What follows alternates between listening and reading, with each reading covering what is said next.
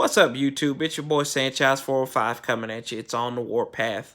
Wanted to take a few minutes to remember Bobby Mitchell. Bobby Mitchell, the Hall of Famer, the Redskins Ring of Honor member, and Cleveland Browns Ring of Honor member as well. Started his career out of Illinois in 1958 with the Cleveland Browns. Was traded to the Redskins in 1962 after a George Preston Marshall, the Redskins' racist owner. He was on the record of being one, right? And they pretty much his hand was forced, and the federal government and the media basically kind of needle nosed him. And Bobby Mitchell was traded to the Redskins, and he played from 62 to 68 here, and stayed after and worked in the front office as a pro scout.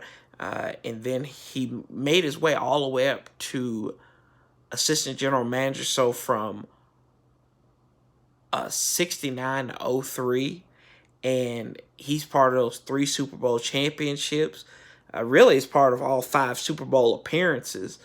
And so his work, his fingerprint is on that, on the Redskins dynasty of the 80s. And I mean, this guy had a lot of opportunities to just be like, hey, I'm done. I'm done with this. I don't need to be here. I don't want to be here anymore. But he stayed there. He was passed over for the general manager job in '98. He also had his number given to a scrub by Steve Spurrier.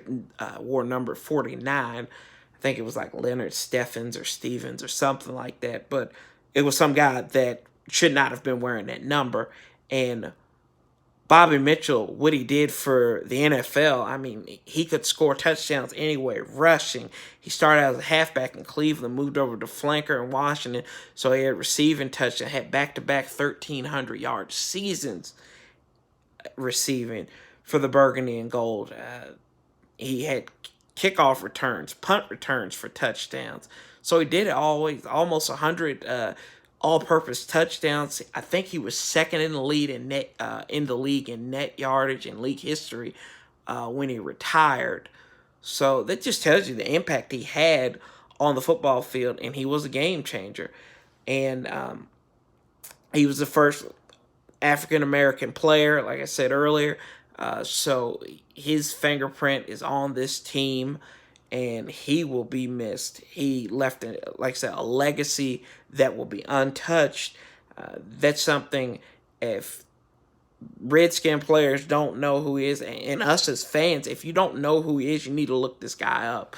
I've always known about Bobby Mitchell because my folks would tell me stories about him, and the history behind it. My grandpa would tell me that too. So, I mean, take a look at it, because this man was a legitimate legend. And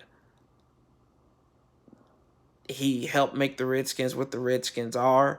What we love about the Redskins, what we remember about the Redskins, he was always a fingerprint from that. You think about, my mom was born in 1961. So pretty much from the time she turned a year old until now, Bobby Mitchell was her Redskin knowledge right there.